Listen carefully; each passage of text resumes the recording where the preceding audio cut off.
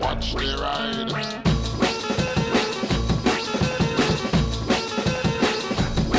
Hello, so if you've seen my video about water cooling, you will have seen this engine. You'll know I'm going to be stripping it down. This engine is an Aprilia 650 single cylinder, which was given to me by Big Pezza. Link in the description to his channel. Amazing guy, thank you so much. I'm really appreciative of this. I'm going to be using it for making things for the metalworks, and I might be using bits out of this for when I make this, or possibly make this tank. So I want to take this apart before I start that project, because there might be things in here that I could really use. I've got videos on things like this, how a motorcycle engine works, where I show you literally take an engine apart and show you how it works in a very simple way. That's been well received. How a motorcycle gearbox works and how a car gearbox works. I try and explain it in simple terms so everyone can understand, and I try and explain to you why things happen rather than tell you what happens, because if you understand why it happens, it makes much more sense to you. You know, if you know how something works, when you take it apart you can work out why it's not working. I know the head cam, and I've got this one, so I can try and show you what I can. But the first thing I need to do is I'm going to take off all of the pipes, and I'm going to take off the inlet manifolds and the cables and all that, because none of that needs to be there. And then I'll start taking the engine apart from the rocker cover through the cylinder head, cylinder. Then I'll take the cases off, and then eventually I will be splitting the engine. So I literally will have this into every constituent part. I'm imagining this is not going to be one video, because I do want to show quite a bit of this, but I won't show too much of, you know, ratcheting for 5 minutes as I'm undoing stuff. I will state now, I'm not a mechanic, but I have worked on my own bikes for years, and I do understand the fundamentals and mentals of how an engine works, but I'm perfectly willing to say I don't know when I know I don't know, and I'm smart enough to know that I don't know everything. Not to say that I don't know anything. During this video, I'm pretty sure I'm going to do some things which you definitely don't want to do on an engine which you know you're going to put back together. I know this thing is getting stripped and turned into other stuff. I don't actually know the history of this engine, if it was working at the time. I'll find that out and I'll put it on the screen, or no, I'll put it in the description, that's easier. I'll ask Big Pezza why this engine became like this. I think it's been sat for about 2 or 3 years in his garage. So I don't know if it had some catastrophic failure, but I know the gearbox works in it still. That's still selecting fine. The cooling system appears to just be full of scale and rust and crap. It's probably for where it's been sat for ages. Right, now's when I need a box, because I'm going to keep every nut and bolt from this, because not only are they useful for me for the metalworks, they might also be useful for if I ever need one that just happens to be the same size. Anything lead? Yeah. Don't think I need that.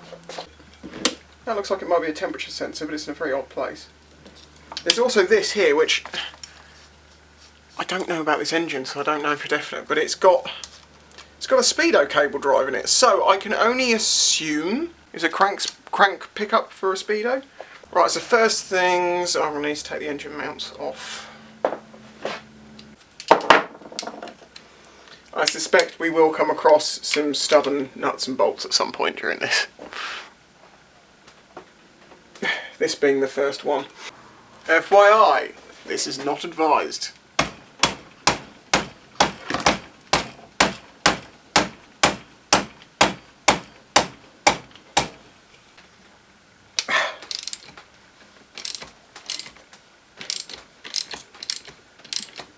I love taking things apart and learning about how they work.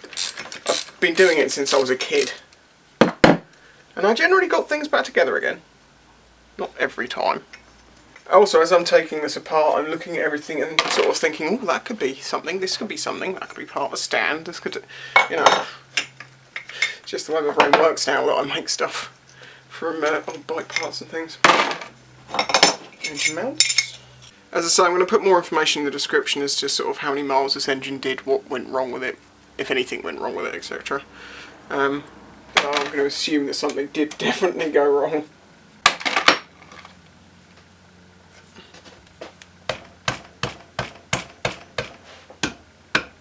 God, they are really on there. Ow! Woo!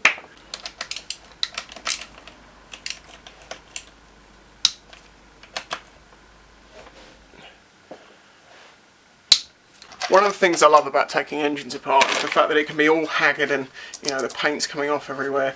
When you get inside, it's going to be clean and gleaming and just lovely.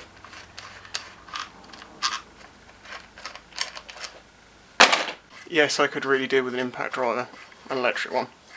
But oh well, this works too. I suppose I could attach a socket to my electric drill, but it's dead at the moment.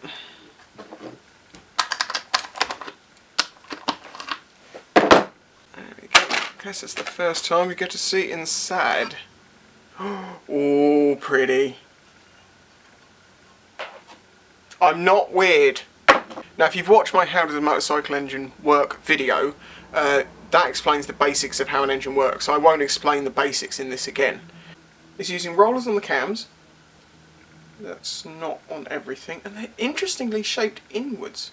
But the reason why they're shaped that way is because the valves go in, because these are pressing down on the top of the valves, or the bottom of the valves, sorry, should I say. They've got to press at the right angle and push parallel. Smells very fuel-y for the top end.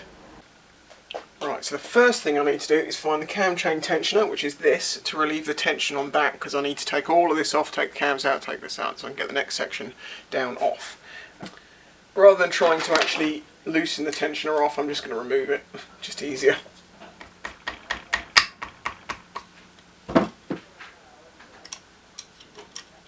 Excuse the other noises you might hear in the background. We've got all sorts of stuff going on next door, and if I wait for them to be quiet, I'll never get any work done. Sorry you can't really see what I'm doing here. I'm just undoing the bolts either side of the cam chain tensioner. Oh, we have oil. We have some oil. And they have a cam chain tensioner. There's a quite obvious wear mark on that cam chain tensioner. I'm not sure I've noticed deep marks like that before, but it's very rough as well. Feels like it's very scraped, it's scored. Well, that's not loosened off much. Well, I suppose it's loosened a little bit. Anyway, now I need to undo all of these. This has actually got 5 valves, which is interesting. Okay, so these 2 valves here, these are definitely inlets for the air, because they're the manifolds from the carbs, or whatever you've got there, the injectors, but no, this is carbed. And then these will be the exhausts, because here's your exhaust port down here and here, these 2. So what does the 5th one do? I don't know, we'll work that out as we get round. It's on the inlet side, but it's opposite, because these cams are currently completely disengaged, but the cam surface for this one, it's not 180 degrees out, so it's going to open and close just before these open and close. So, also just notice this on one of the cams. Now, when that spins, that's going to be forced out like that. I don't know if that's to do with auto decompression or if it's a counterweight.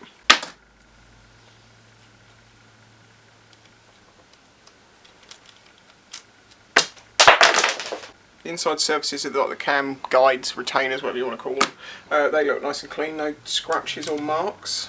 This one has definitely got some scoring on it. If you can see this, but there's a really obvious score line, and it's quite obvious on that one.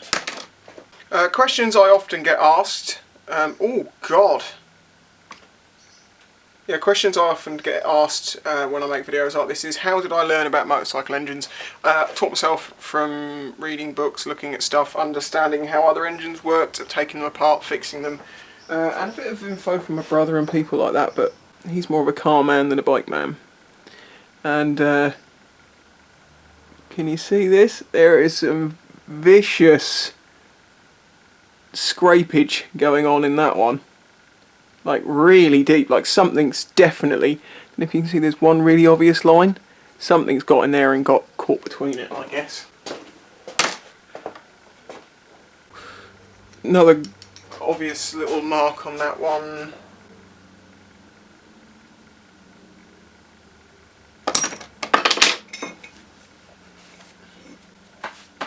Just feeling the oil inside here, around the cams. It's really gritty. I don't know if it's metal grit or if it's grit. There is some sparkly bits in there, so that looks like there's some some really nasty little pieces of metal floating around around these cams. It's interesting. Ah, now we have a properly loose cam chain.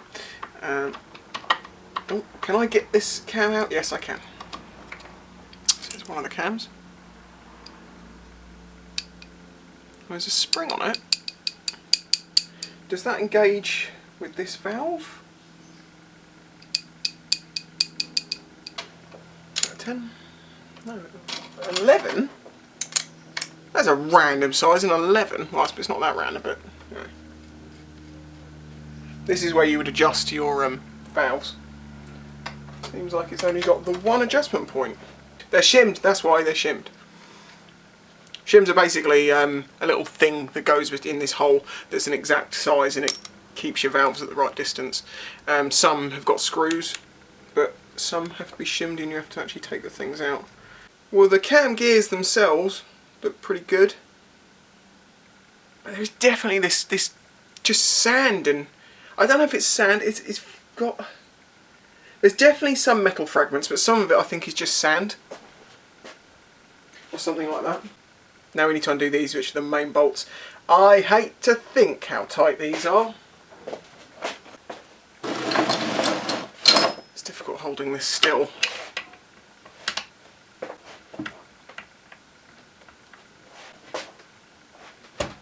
There we go.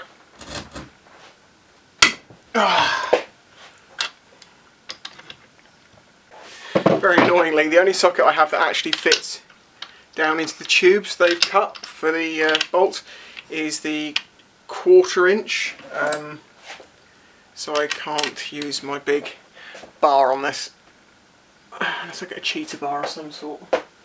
By the way, this is ill-advised and will almost definitely void your lifetime warranty on your Halfords tools. Thankfully they're cheap.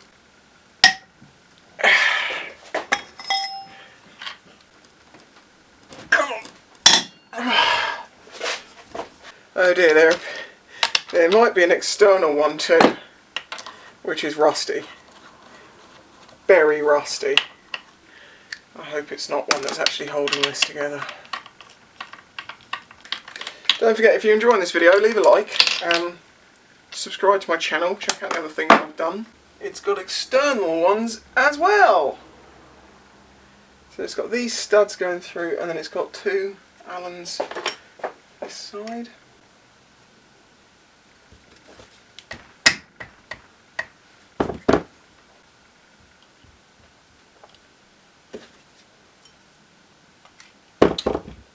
Crud in that hole. If you go to put an Allen key in a hole and it's got crud in it, don't just try and force it in there, because what you'll do is you'll compact the stuff in the bottom of the hole and you'll never get the Allen in there properly, and then you'll end up mullering it.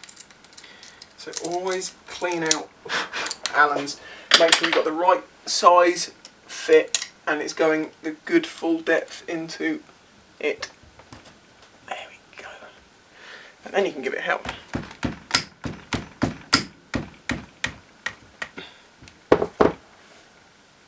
Same goes for screw heads actually. You should always make sure that you get any dirt out of them because they will strip, obviously. My God, is it hot. It's like 30 degrees, but I've got all the doors closed because, well, the road noise, and I can't open the window because one window is going to fall out if we do and the other one's got a crack in it. That's all of them. There's this one nut on the top here which has got to be the same thing, but this thing is corroded and messy. This will actually be a real problem if I can't get this one undone, and it is holding the head on because it's not somewhere I can get to cut very easily. I'd have to drill it out and I don't want to do that. So I'm going to spray that with WD-40 and I'm actually going to give it 10 minutes because it's better to spray something and give it 10 minutes than go head first into it, break it, and then have, you know, a huge problem on your hands when you could have just taken 10 minutes, go and sit and chill. There is a serious amount of sand. Like, some of it's from the outside, but no, it's not sand. Oh my God, I can actually see it now. Can you see the sparkles on my hand? There are metal fragments all over my hands. That is what's inside here. Right. I've given it 10 minutes. I've also grabbed my second camera so I can show you in here. There is some scoring, I don't know if it's going to show it, in the seats of the cams, and I'm pretty sure, yeah, I haven't touched down here. There is a lot of, this has got a lot of grittiness to it and metal fragments, so yeah, it definitely had some form of an issue, or has some form of an issue. This, which I was questioning if it's the speed up pickup, is indeed the speed up pickup. I've also discovered this is actually a 650 Rotax engine. It's the same one that was used in the BMW 650 and the Aprilia that this was from.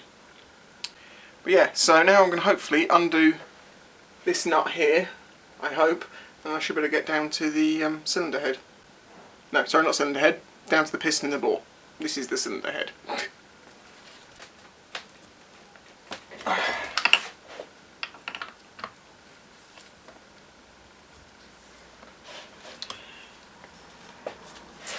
I'm not going to put a huge amount of force on this, as he says as he grabs a massive bar.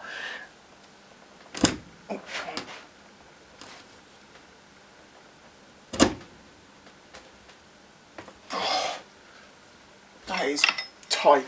I think heat is required.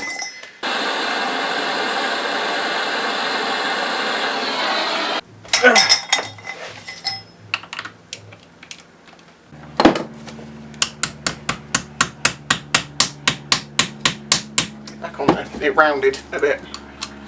Yeah, that is definitely holding this together. So my only option is to drill it, but I don't have any power in my drill, plus that will take a lot of effort. Or, I'm sorry engine, but this is probably the first of many things I'm going to do to you that you should never have had done to you.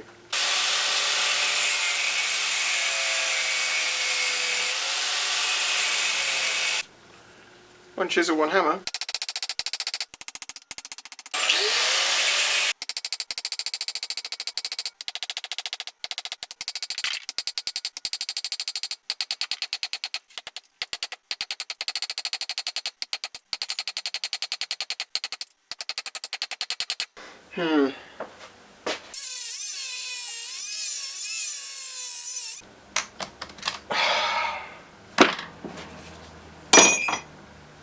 First, I'm just quickly taking the starter motor off to give me access to this last bolt. Yep, there we go. One starter motor removed, and that will give me access to this last hidden Allen under here.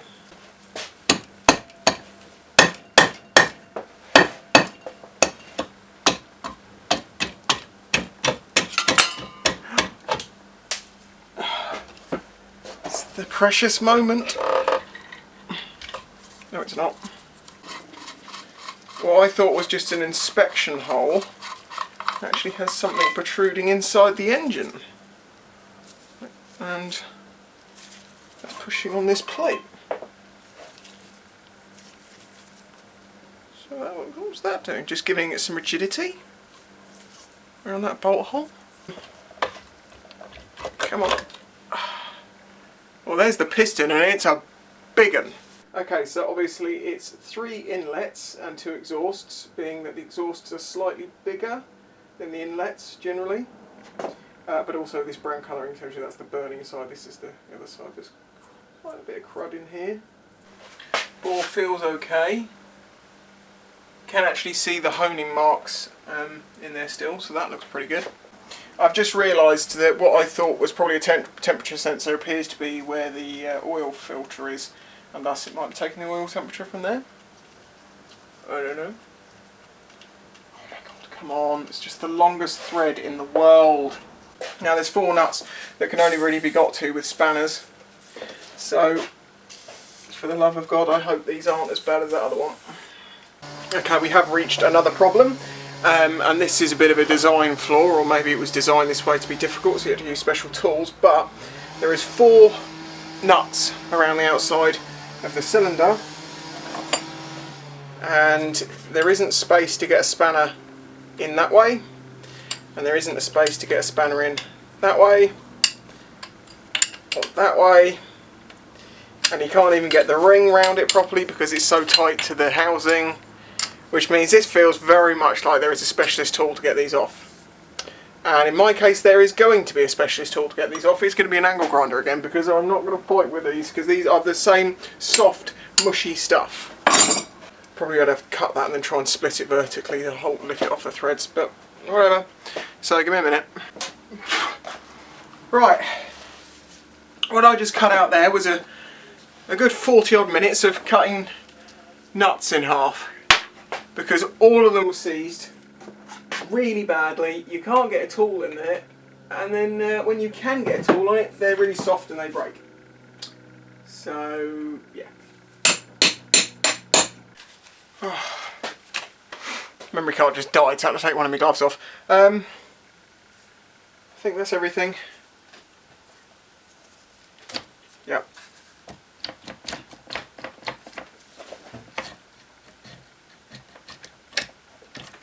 Come on. Come on. Come on. Come on. You can see this, you can still see the honing marks. No obvious scoring to the bore. Some quite obvious scoring to the housing though, the angle grinder. Ooh, look at that. Some slight scarring on the skirts. Right, well I've had to run out of memory and battery and God knows what, and we've got the head off and the cylinder. So the next thing will be taking the side cases off and splitting it and getting down to the gearbox. As I said, I didn't think this would be one video. This will be more than one video. So thank you very much for watching. Please remember to like the video, subscribe to come back and see more as I strip this engine down more. But so far it's been okay, but it's also been a complete pig. All because of these that I had to cut in half, and the fact that it was designed in a way that you couldn't get any normal tool in there. I don't know why you do that. Anyway, catch you next time. This channel is made possible by the support of the audience. Please check out the links in the description and all the different ways you can help support the channel. Any help is greatly appreciated.